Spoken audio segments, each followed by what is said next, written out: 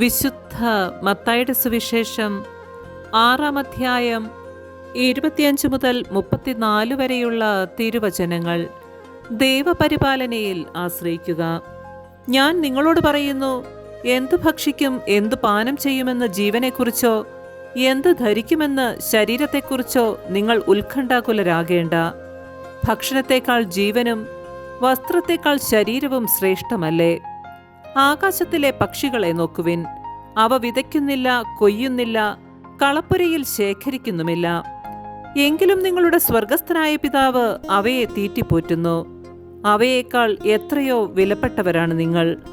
ഉത്കണ്ഠ മൂലം ആയുസ്സിന്റെ ദൈർഘ്യം 1 മുഴമെങ്കിലും കൂട്ടാൻ നിങ്ങളിൽ ആർക്കെങ്കിലും സാധിക്കുമോ? വസ്ത്രത്തെപ്പറ്റിയും നിങ്ങൾ എന്തിന് ആകുലരാകുന്നു? വയലിലെ ലില്ലികൾ എങ്ങനെ വളരുന്നു എന്ന് നോക്കുക.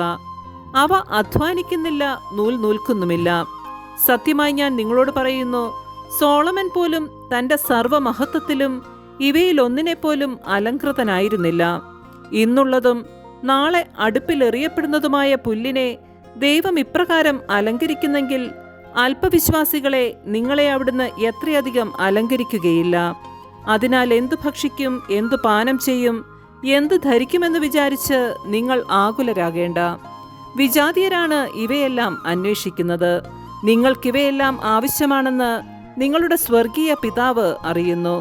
നിങ്ങൾ ആദ്യം അവിടുത്തെ രാജ്യവും അവിടുത്തെ നീതിയും അന്വേഷിക്കുക.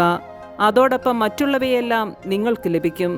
അതിനാൽ നാളെയെക്കുറിച്ച് നിങ്ങൾ ആകുലരാകരുത്. നാളത്തെ ദിനം തന്നെ അതിനെക്കുറിച്ച് ആകുലപ്പെട്ടുകൊള്ളും. ഓരോ ദിവസത്തിനും അതതിൻ്റെ ക്ലേശം മതി. നമ്മുടെ കർത്താവായ മിശിഹായ്ക്ക് സ്തുതി.